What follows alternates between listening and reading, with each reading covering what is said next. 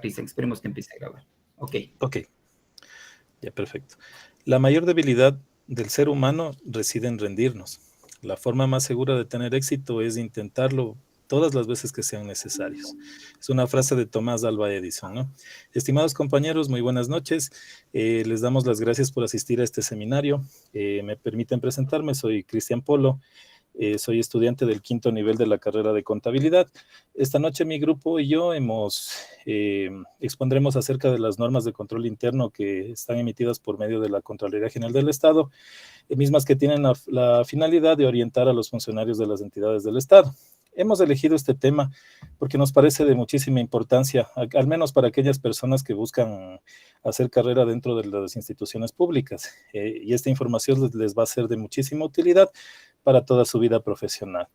Entonces le doy paso a mi compañera María Isabel Samaniego, que es compañera de la carrera de auditoría, quien nos va a exponer la primera fase de este seminario. Gracias, compañero.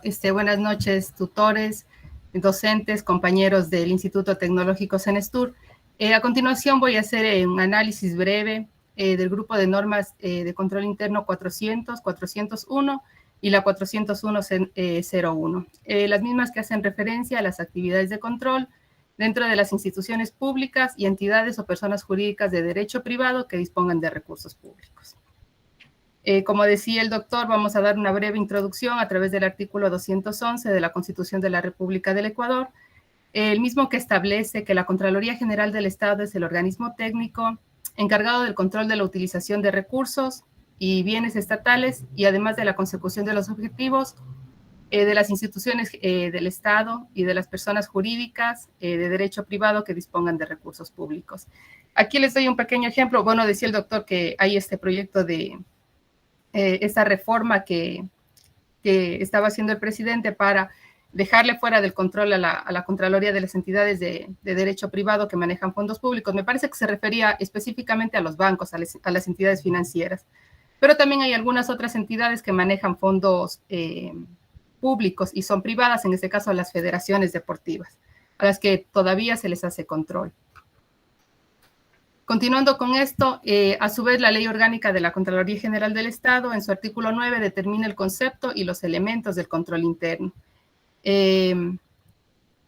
Determina que el control interno constituye un proceso aplicado por la máxima autoridad, la dirección y el personal de cada institución. Esto proporciona seguridad razonable de que se protegen los recursos públicos y se alcancen los objetivos institucionales. Para efectos del cumplimiento tanto del artículo 211 de la Constitución como del artículo 9 de la Ley Orgánica de la Contraloría General del Estado, la Contraloría General del Estado emitió recientemente las nuevas normas de control interno mediante el acuerdo 004 CG 2023 de 7 de febrero de 2023, esto publicado en el suplemento de registro oficial 257 de 27 de febrero de 2023. Esto quiere decir que rigen a partir de su publicación en el registro oficial. El objetivo de las normas de control interno. Las normas de control interno tienen por objeto, como ya habíamos dicho, proporcionar la aplicación, con su aplicación, el mejoramiento de los sistemas de control interno y la gestión pública en relación a la utilización de los recursos públicos y la consecución de los objetivos institucionales. A su vez, regulan y garantizan las acciones de titulares, funcionarios, servidoras, servidores y todo el personal de cada entidad u organismo. Las normas de control interno establecen las directrices de control interno, en este caso la número 400, es la general y establece las directrices para las que le siguen 401 a la 410. Esta norma general establece que las operaciones administrativas y financieras deben efectuarse en cumplimiento estricto del marco normativo que rige a la entidad. Esta normativa ya sea emitida para regular procesos específicos como son la contratación pública, el manejo de personal, por ejemplo, a través de la LOCEP, o a su vez también normativa interna como puede ser reglamentos internos o algún tipo de resolución interna que tenga la entidad. ¿Esto para qué? Para que se alcance la exclusiva consecución de los objetivos institucionales y se precautele la correcta utilización de los recursos públicos. Toda actuación administrativa debe contar con la motivación suficiente. Esto quiere decir que tiene que, todo este tipo de actos tienen que hacerse dentro del límite de lo legal. Deben enmarcarse dentro de lo que determinan las leyes conforme a cada actividad que ejecuten. Como decíamos, tiene que enmarcarse si es para contratación pública dentro de la ley orgánica de contratación pública, si es para la adquisición de bienes, ya será para dentro del reglamento de bienes o igual para dentro de la normativa de contratación pública. Entonces, cada acto normativo tiene que regirse dentro de la parte legal que le concierne. La entidad debe justificar igualmente sus operaciones y transacciones con evidencia documental suficiente y pertinente. Esto se refiere a que los archivos deben mantenerse íntegros, las transacciones deben respaldarse con documentos que se presenten en forma clara, relevante, y cuenten también con la documentación legal que le corresponda al expediente. Por ejemplo, facturas, contratos, el comprobante de egreso, las transferencias. Todo eso tiene que estar ordenado de forma cronológica. Normas de control interno del grupo 401, que serían las generales. Las actividades de control son políticas y procedimientos, como habíamos dicho, establecidos para manejar los riesgos y lograr la consecución de los objetivos institucionales, la protección de los recursos públicos y la generación de información oportuna y confiable. ¿Quiénes son los responsables de las actividades de control? En este caso sería todos los servidores públicos, empezando desde la máxima autoridad, directivos, personal de la entidad. Eso de acuerdo a sus competencias, son responsables de la actividad, de la ejecución de las actividades de control derivadas de la administración de los riesgos. Esto en las diferentes etapas de los procesos institucionales y en el entorno tecnológico. ¿Qué se requiere para que sean efectivas las actividades de control interno? Se requiere que alcancen el balance adecuado entre la detección y la prevención del riesgo y que representen un apoyo a la administración. Además, deben reunir las siguientes condiciones. Las actividades de control deberán ser apropiadas, adecuarse a la naturaleza de la entidad. Por ejemplo, cada entidad tiene distinta naturaleza, tiene distintos ámbitos, ¿no? Por ejemplo, un gobierno descentralizado, una empresa pública, entidades financieras, tienen que ser apropiadas. Las actividades de control tienen que adecuarse a la actividad de la entidad. Deben funcionar consistentemente de acuerdo con un plan a lo largo de un periodo. Las actividades de control tienen que programarse para un periodo, establecerse ya sea para el largo, en general para el largo plazo. Deben tener un costo adecuado, eso quiere decir que su costo no supere su beneficio. Deben estar relacionadas directamente con los objetivos del control interno. Esto quiere decir que los controles que implante la entidad no deben superar su costo-beneficio. Cuando la entidad quiera establecer actividades de control, por ejemplo, en la parte de control de personal, en la adquisición, por ejemplo, de un reloj biométrico o de un sistema de control de asistencia, este sistema de control de asistencia no tiene que superar en costo al beneficio que se va a obtener. O normalmente la entidad adquiere, por ejemplo, sistemas de control o sistemas de contabilidad, de control de inventarios o de registro contable. Entonces, el software que se adquiere no tiene que ser muy costoso y tiene que adaptarse a la realidad de la entidad. Eso quiere decir, a esto se refiere cuando dice que no deben superar su costo-beneficio. Normas de control interno 401.01, separación de funciones y rotación de labores. La máxima autoridad y los directivos de cada entidad asignarán funciones y responsabilidades al personal a su cargo, estableciendo una segregación de estas de manera que exista independencia entre la revisión, separación de funciones incompatibles y reducción del riesgo. Los directivos deben separar las responsabilidades de las diversas actividades, por ejemplo, en el área financiera, en este caso. Deberán separar el registro del compromiso, deben separarle del devengado y del pago de las obligaciones. Así como mantener la custodia de los activos, y todo esto debe ser asignado a diferentes personas, obviamente. Y este tipo de separación de funciones va a ayudar a minimizar el riesgo en una posible malversación de fondos o mal uso de los activos de la entidad. Esto incluye además niveles de autorización desde quién registra, quién verifica quién procede a la autorización del gasto. Como alternativa a la rotación de puestos podemos considerar el artículo 38 de la Ley Orgánica del Servicio Público, que determina el cambio administrativo. Eso es como decía como una propuesta, ¿no? Se podría considerar esto, el cambio administrativo para la rotación de puestos. ¿Qué es el cambio administrativo? Es el movimiento del servidor a la servidora de una unidad distinta a otra. En este caso, la autoridad nominadora puede autorizar el cambio administrativo entre distintas unidades de la entidad, sin que implique la modificación presupuestaria y por necesidades institucionales. Este cambio será hasta por un periodo máximo de 10 meses en un año calendario. Le hacemos una comparación con el artículo 173 del Código de Trabajo, porque es la parte contraria. El Código de Trabajo, en cambio, establece que si se da una rotación de funciones, por ejemplo, con el cambio, puede darse surge una causa para que el trabajador pueda dar por terminado el contrato y solicitar el visto bueno.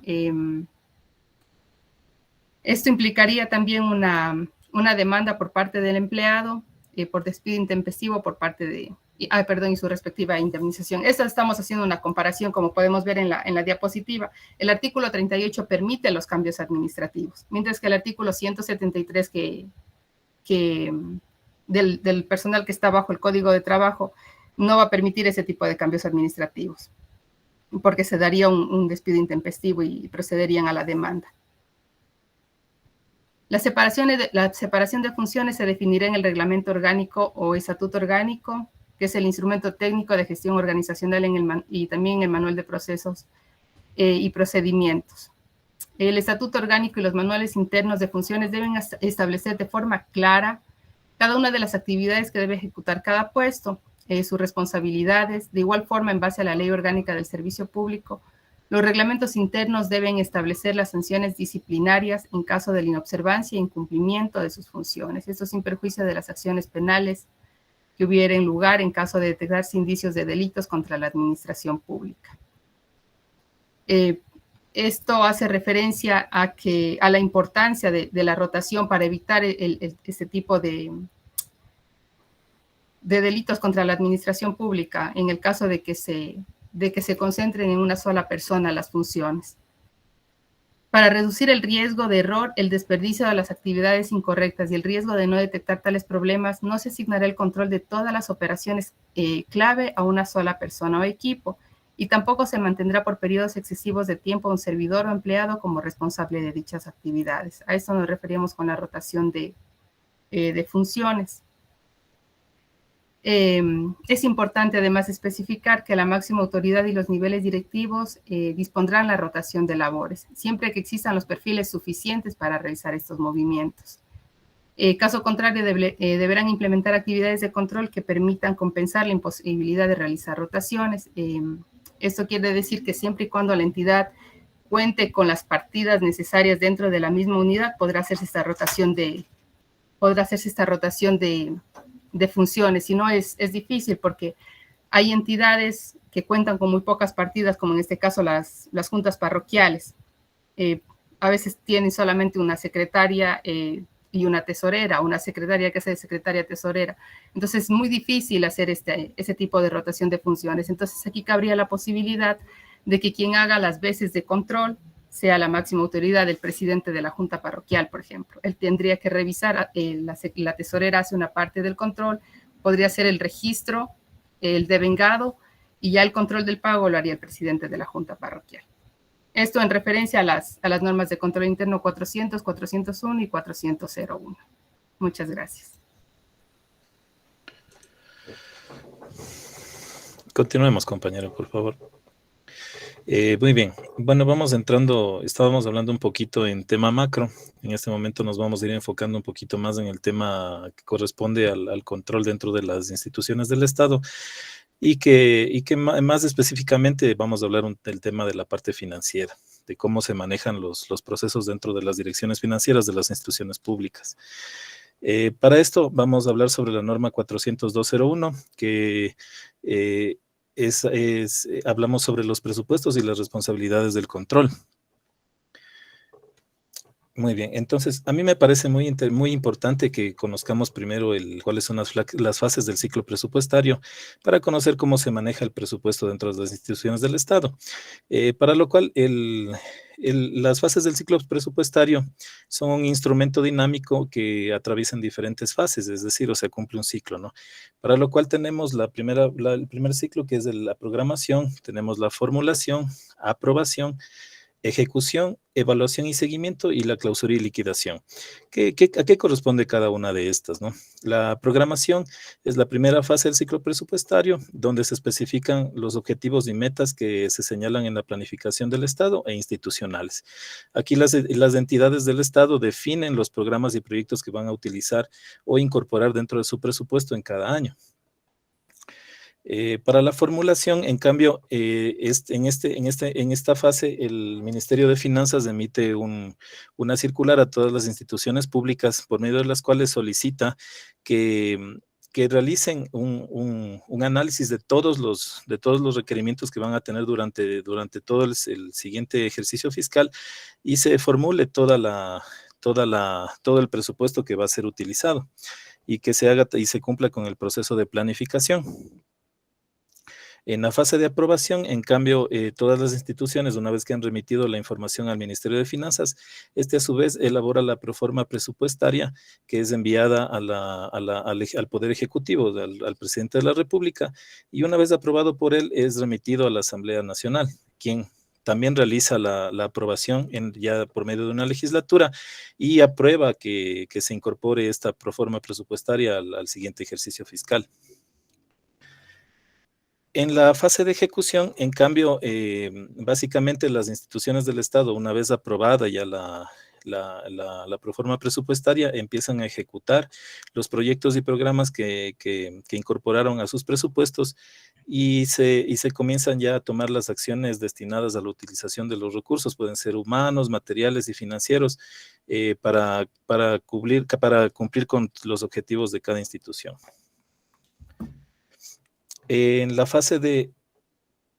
es importante también señalar que dentro de la ejecución presupuestaria tenemos el presupuesto inicial, el presupuesto codificado, el presupuesto comprometido, devengado y pagado. ¿De qué les sirve a las unidades de las instituciones públicas el conocer este tema? Es porque una vez que inicia, se aprueba la proforma presupuestaria, básicamente se le asigna un presupuesto a una institución. Entonces a esto le llamamos el presupuesto inicial.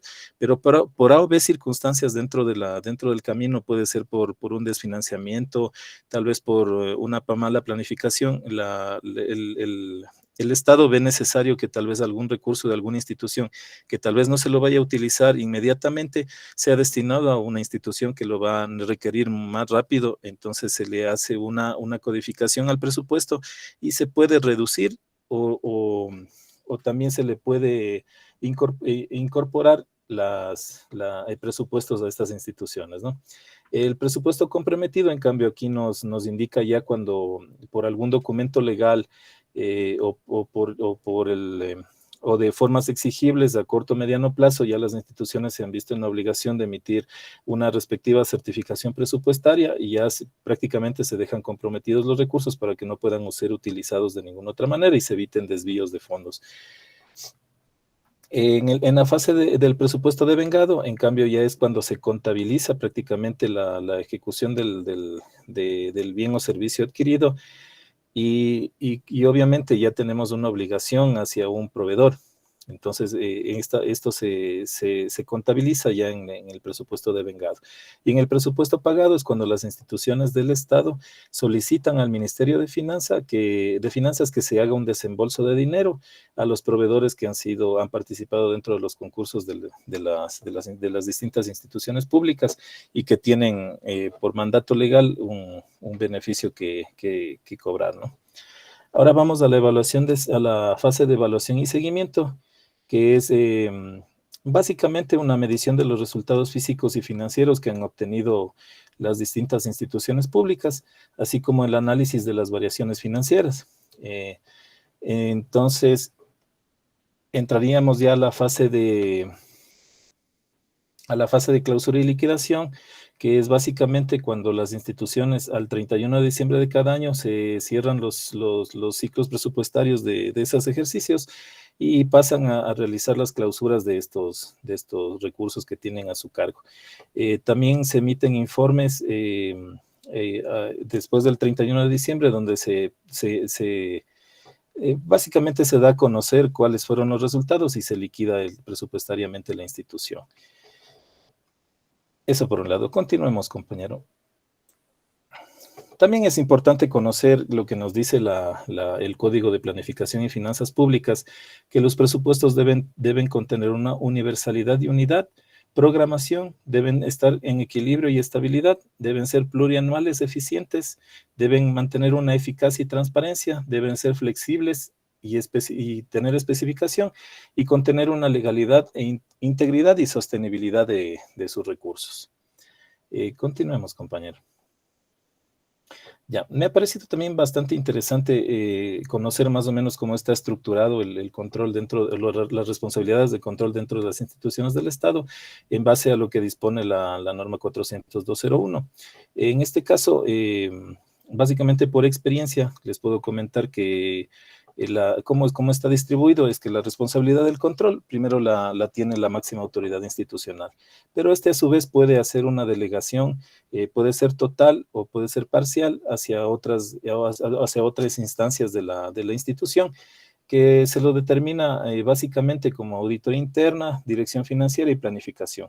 Es decir, la máxima autoridad delega estas direcciones para que ellos hagan el control dependiendo de sus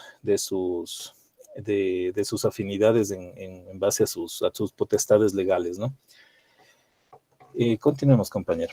Entrando ya un poco más en contexto, tendríamos ya las normas de control que van a regir a cada unidad. Para esto igual me ha parecido muy interesante exponerles cuál más o menos es la estructura de cada organización dentro de las instituciones públicas. Continuemos, compañero. Entonces tenemos así, más o menos cómo están estructuradas la mayoría de instituciones del Estado. Tenemos la cabeza las direcciones o las gerencias. A su vez, esta se divide en una subdirección y en la coordinación administrativa financiera. La subdirección básicamente está encargada de toda la parte técnica de cada institución. Y la coordinación administrativa financiera, como lo dice su nombre, maneja toda la parte administrativa, financiera y de talento humano, que se divide de esa misma manera en dirección administrativa, financiera y dirección de talento humano. Y a su vez, ya cerrando un poco más del ciclo, la dirección financiera se divide en sus unidades de presupuesto, contabilidad, tesorería o administración de caja. ¿Por qué es importante conocer esto? Porque cada una de estas unidades tienen una responsabilidad en base a lo que determinan ciertas normas de control interno. Por ejemplo, tenemos aquí la norma 40202 que habla sobre el control previo al compromiso. Básicamente, de este control se hace cargo la unidad de presupuesto dentro de las instituciones públicas. Entonces, ¿cuál es la obligación de la unidad de presupuesto? Es que la operación financiera, o sea, deben revisar todo este contenido, ¿no? La operación financiera esté directamente relacionada con la misión de la entidad, sus objetivos, con los programas y proyectos y actividades aprobadas en los planes operativos anuales y presupuestos. Entonces, la unidad de presupuesto tiene que, una vez que le llega el expediente financiero, debe revisar que cumpla con todas estas operaciones para ellos poder proseguir con su respectivo cronograma de actividad, ¿no? También deben revisar que la operación financiera reúna con los requisitos legales pertinentes necesarios para llevar a cabo y que no existan restricciones legales sobre la misma. También que exista una partida presupuestaria con la disponibilidad suficiente de fondos no comprometidos a fin de evitar desviaciones financieras y presupuestarias. Y se han visto muchos casos de esto que muchas veces no se cumple, ¿no? De que a veces se equivocan las unidades administrativas y remiten los expedientes financieros, tal vez ocupando una certificación presupuestaria que ya fue utilizada en un pasado. Entonces, esto hace tal vez cometer un error a las unidades de la dirección financiera. Entonces, por eso es la importancia de que se debe revisar toda esta información previo a continuar con el proceso dentro de la dirección financiera, ¿no? El área de contabilidad, en cambio, se ocuparía de la norma 40203, del control previo al devengado. donde tiene la obligación de que el expediente sea veraz, corresponda a una transacción financiera que haya reunido los requisitos que exige la fase del control, que se haya registrado contablemente y contenga la autorización de la autoridad competente, así como mantenga su razonabilidad y exactitud matemática, ¿no? Eso quiere decir que la unidad de contabilidad va a revisar que, primero, que dentro de la unidad de presupuesto en el control previo al compromiso, esta unidad no se haya equivocado exactamente con su control previo específico. También que el expediente reúna todos los requisitos legales y que se hayan registrado contablemente, ¿no? Ya. También la unidad de contabilidad tiene la obligación de que los bienes, obras o servicios recibidos cuenten con los respaldos como factura, un contrato, el ingreso a la bodega en caso de las existencias, actas de entrega-recepción, informes técnicos legalizados y que evidencien la obligación o la deuda correspondiente. También tiene la obligación de verificar que la transacción no varíe con respecto a la propiedad, legalidad y conformidad con el presupuesto inicialmente establecido. Asimismo, que en una fase de diagnóstico y evaluación preliminar de la planificación y programación de los presupuestos de ingresos, que la existencia de la documentación respalde los ingresos y esta información tiene que ser clasificada y archivada de la manera en cómo se haya dispuesto, ¿no? O la manera en cómo las autoridades de control lo hayan dispuesto. También debe haber una sujeción del hecho económico que genere el ingreso de las normas que rigen su proceso.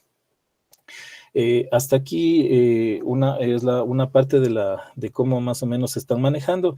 Continuamos la siguiente fase con la compañera Margot.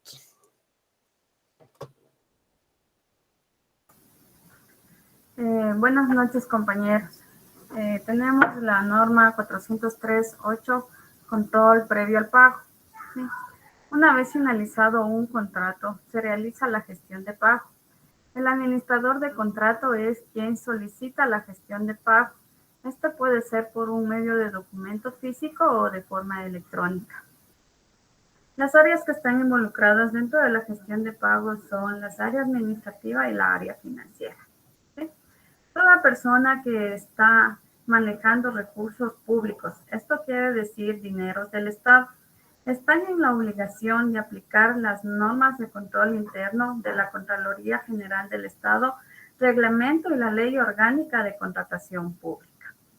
Para empezar el pago, se debe primeramente elaborar un comprobante de pago, siempre y cuando verificando que exista una certificación presupuestaria, la misma que indica que hay fondos existentes, la misma que luego se compromete y posteriormente se realiza un devengaje.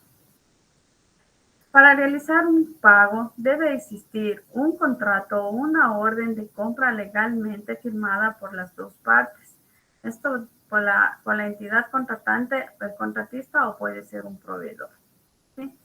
Según la naturaleza de la contratación, hay anticipos que se entregan. ¿Sí? Los anticipos no están considerados dentro de la certificación presupuestaria.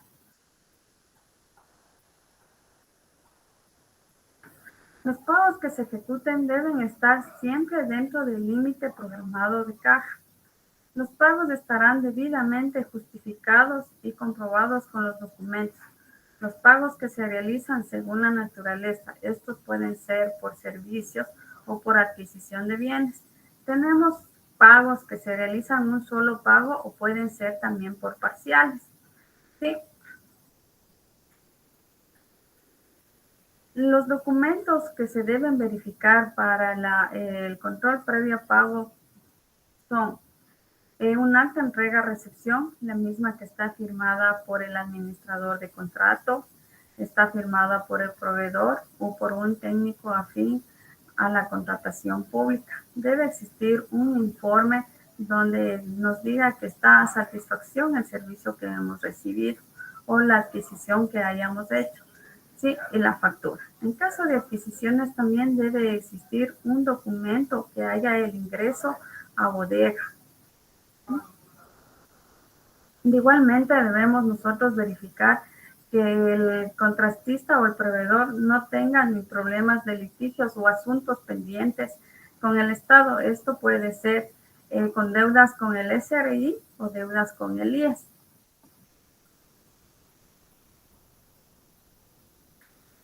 También debemos verificar que la transacción que vamos a realizar no debe superar a la certificación que ha sido emitida, a la certificación que está ya comprometida los dineros, ¿sí?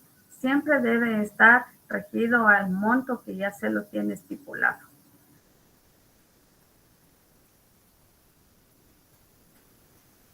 Para estos efectos se entenderá por los documentos justificativos, los que determinen un compromiso presupuestario o por un documento comprobatorio, los que mostrarían la entrega de las obras, bienes o servicios, contratos y recibidos a conformidad previo al cumplimiento de las obligaciones legalmente exigibles. Como dijimos anteriormente, debe existir un acta de entrega-recepción de la satisfacción del contrato o del bien recibido, ¿sí? Para la verificación de todo eso existe un checklist, ¿sí? En el mismo que debe constar el nombre y la firma de la persona que ha realizado el control previo al pago, la misma que verifica la autorización del gasto y el pago, existencia de facturas, certificaciones presupuestarias, actas de entrega-recepción, contrato o órdenes de compra y toda la documentación de la fase precontractual. ¿Sí? A continuación tenemos un ejemplo, ¿sí?, de la documentación que mi compañero les va a explicar de los documentos que están adjuntos. Compañero Juan Miguel, no sea malito, ¿puede regresar la diapositiva? Bueno, me gustaría acotar un poquito aquí de información, ¿no?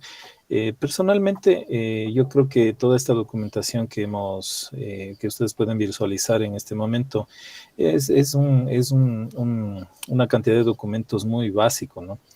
Ya depende de la institución pública, muchas las subdividen dependiendo de los procesos de contratación que conllevan. Entonces, pero para mí la verdad es que este documento debería ser más como una guía para los administradores de contrato y para los servidores que están inmersos dentro de los procesos, para que puedan remitir sus expedientes a la dirección financiera y se cumpla con la documentación necesaria para proceder con los pagos. Una vez dicho eso, bueno, vamos a continuar. Tenemos unos ejemplos de la documentación, más o menos con la cual uno debe verificar su existencia para poder proceder con el pago correspondiente.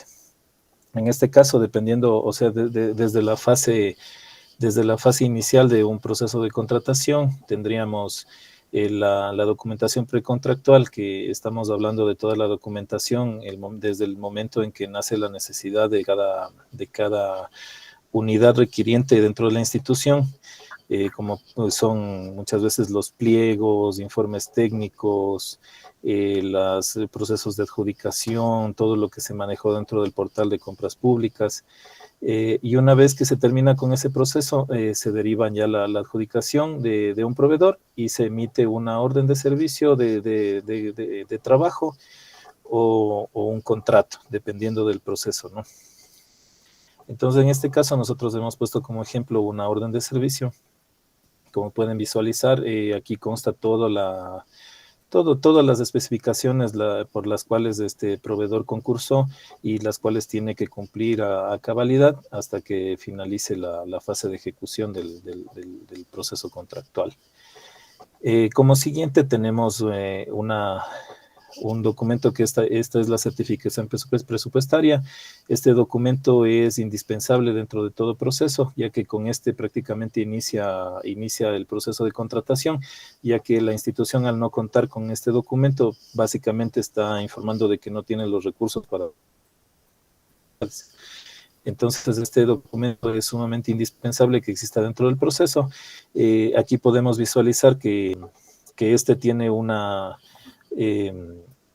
cantidad, o sea, tiene una codificación que es la partida presupuestaria donde se van a afectar el gasto al presupuesto de la institución. Tiene un detalle de a dónde va destinado el objeto de contratación, ¿no?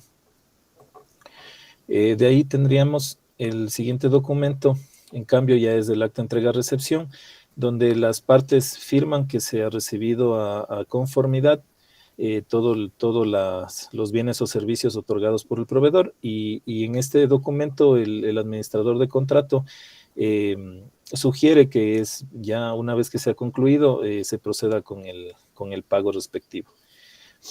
Luego tendríamos esta es la orden de la autorización de gasto y pago emitidas por las máximas autoridades de la institución. Esto puede ser en base a una delegación, como les comentaba, puede ser parcial o total. La máxima autoridad delega a ciertas direcciones para que ellos se hagan los autorizadores de gasto y pago. En este caso tenemos que el autorizador de gasto es la Coordinación Administrativa Financiera, y la autorizadora del pago es la Dirección Financiera. Se remite el expediente a la gestión contable para que proceda a realizar el pago en base a la obligación y en base al acta de entrega-recepción sugerida por el administrador del contrato. Y bueno, y al final tendríamos el comprobante emitido por el proveedor, que es el documento que justifica que él cumplió con sus obligaciones dentro de la institución, y con el cual el área de contabilidad se basa para poder ejecutar el pago y contabilizar todo lo que sea necesario, ¿no? Hasta aquí tendríamos la exposición.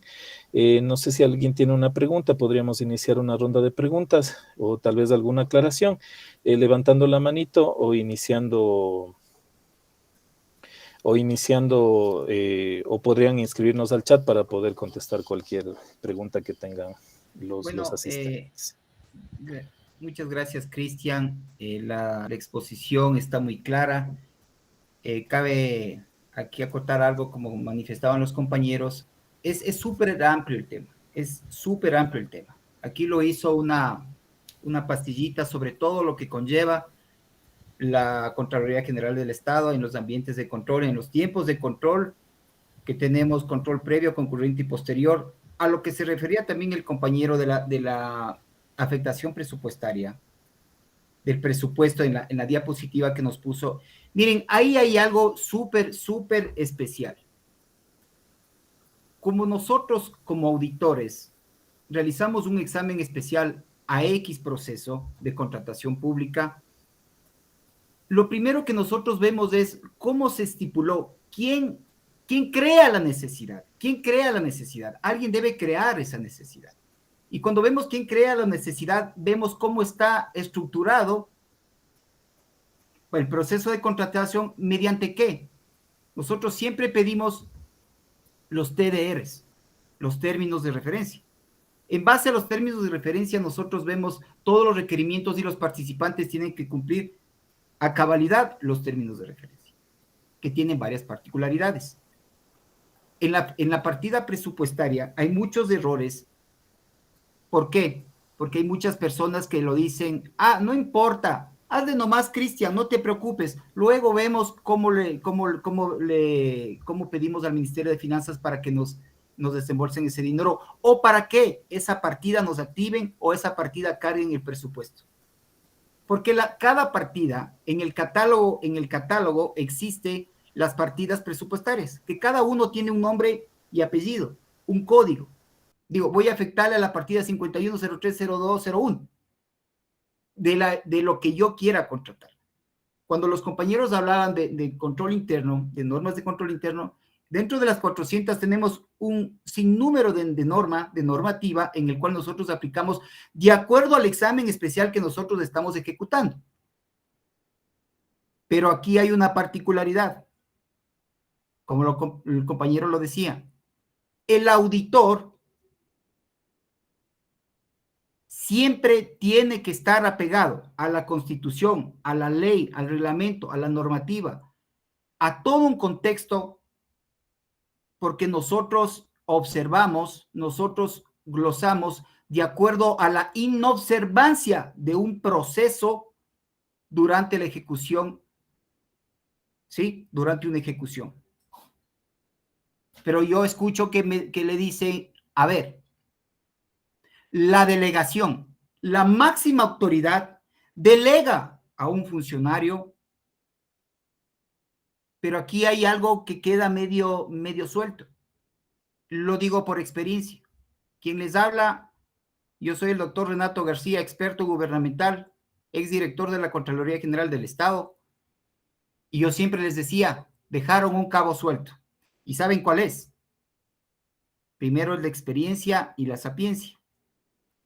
Y yo, como les digo, a los que han sido mis estudiantes, no lo digo yo, lo dice la ley. Aquí una parte de la Ley Orgánica del Sistema Nacional de Contratación Pública y su reglamento lo dice. Escuchen. Lo voy a decir. La delegación de funciones no incime de responsabilidades. Si yo soy la máxima autoridad, yo soy un ministro, soy un secretario, soy la autoridad competente de lo que nosotros estemos, en donde nosotros estemos ejecutando, dicen, yo tengo la delegación por escrito. Sí, perfecto. Pero ¿qué pasa con esta delegación? Ley Orgánica del Sistema Nacional de Contratación Pública, artículo 61 de la delegación. Esta delegación no excluye las responsabilidades del delegante. Miren esa particularidad. Es una pequeña pastillita, que lo está aquí. Es una pequeña pastillita que nadie lo lee, nadie lo ve. Pero los técnicos en auditoría sí observamos. Y que está enlazada con el artículo 99 de la Ley de Responsabilidades. ¿Qué nos dice el artículo 99 de la Ley de Responsabilidades? La máxima autoridad de la entidad, así como los funcionarios o servidores de las mismas que hubieran intervenido en cualquiera de las etapas de los procedimientos precontractuales, de la preparación y selección y contratación, así como de la de ejecución de la misma. En los contratos serán personal y pecuniariamente responsables por el incumplimiento de las disposiciones de ley, sin perjuicio del caso de la responsabilidad penal que hubiere dado al lugar. Miren, esto es muy importante. Esto es muy importante, estimados compañeros y panel en general. Tenemos que tener muy en claro la normatividad, porque el auditor manejamos una palabra muy importante que se llama hallazgo. Y ese hallazgo es el que nos da la pauta y el camino para tener el informe final. El hallazgo tiene la particularidad de 4 atributos. Es la condición, lo que es, el criterio, lo que debe ser, la causa por cual se dio y el efecto, por qué conllevó a esa desviación. Entonces, es muy importante hacer dentro de un examen, en todos los exámenes especiales, en toda la auditoría, el levantamiento del control interno. Porque ahí nosotros vemos cómo está estructurado, cómo está encaminado la entidad en sí. Y podemos, en base a esto, nosotros, algo muy importante que es medir el nivel del riesgo. El nivel del riesgo, alguien una vez me dijo, vamos a eliminar el riesgo. Y yo le dije, estás equivocado. Los riesgos no se eliminan. Los riesgos se mitigan. Nosotros mitigamos los riesgos. Tenemos riesgos de control, de detección, riesgos inherentes, ¿no es cierto? Vamos mitigando. Cuando nosotros establecemos parámetros de examen, cuando ponemos los puntos de control, vamos midiendo, que también tenemos una matriz de calor en tiempos de matriz de riesgo, ¿sí? Y nosotros en auditoría decimos, a ver, si el riesgo de la entidad es alto, el nivel de confianza es bajo. Si el nivel de riesgo es bajo, el nivel de confianza es alto. ¿Eso con qué lleva? A que tendremos una menor muestra, ¿no? Porque en auditoría no podemos hacer un 100%, dependiendo del examen especial. Eso que quede muy claro. Dependiendo del examen especial. Si hacemos un examen especial a un contrato, pues se le examina el 100% del contrato. Pero si yo digo, voy a hacer un examen especial a las ínfimas cuantías, imagínense, no me puedo cargar qué sé yo, 5.000 ínfimas cuantías o 3.000 ínfimas cuantías.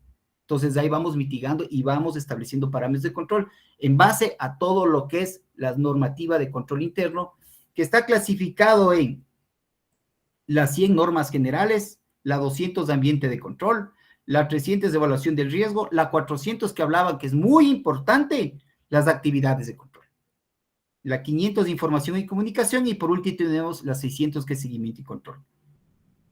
Eso en base a todo un compendio de lo que los compañeros nos pudieron exponer en esta noche muy acertadamente, como lo manifestó Cristian, es súper amplio, pero ahorita le podemos canalizar de una manera para que ustedes entiendan y vean cómo es el ámbito gubernamental, a qué conlleva todo esto, y yo siempre les he dicho, tengamos mucho ojo y mucho tacto en un trabajo gubernamental. Porque la inobservancia de un proceso conlleva a una glosa. Tenemos 3 tipos de glosas. Tenemos sanciones administrativas, civiles culposas y de orden de responsabilidad penal. El auditor no juzga, presume. Quien juzga es un juez en la fiscalía, pero cuando existe, ¿qué? La presunción de esa inobservancia, que es ¿qué? Una penal, ¿no es cierto? Mientras que la civil y la administrativa queda en el proceso en Contraloría mismo en predeterminación. ¿Estamos? Y dentro de las autorizaciones, por lo general, el autorizador del pago es el coordinador administrativo financiero. Porque el coordinador dentro de una estructura, miren, el auditor, por ley, y lo dice la misma Constitución en su artículo 212, el auditor es el nivel asesor de la máxima autoridad. Pero muchos no lo saben. Por ende, si ustedes ven dentro de un organigrama estructural que son de carácter público, ustedes van a ver aquí arriba, ministro, y con línea directa del ministro dice auditoría, auditor. Entonces nosotros somos una pieza clave dentro de una entidad. Muchas gracias y si tienen alguna pregunta, están los compañeros para solventarlas.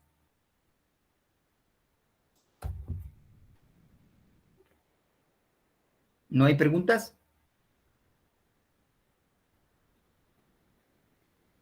¿No? ¿Todo claro? Bueno, pues si ya no hay más preguntas, yo creo que ya, más que eso, ya no podemos abarcar un poco más, pero fue demasiado claro. Les agradecemos mucho por la asistencia. Recuerden que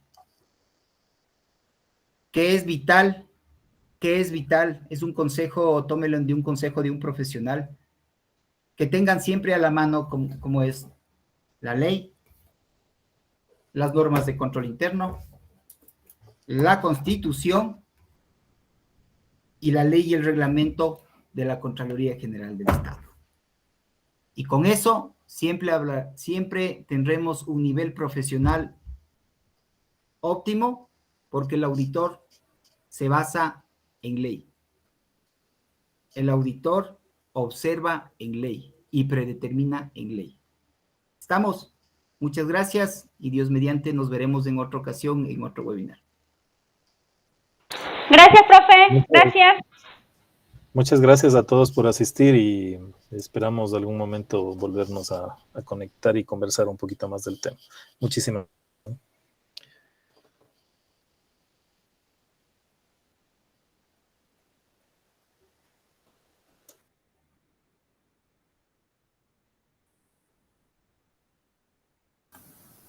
Gracias, profe. No abandonarán la sala, compañeros, por favor.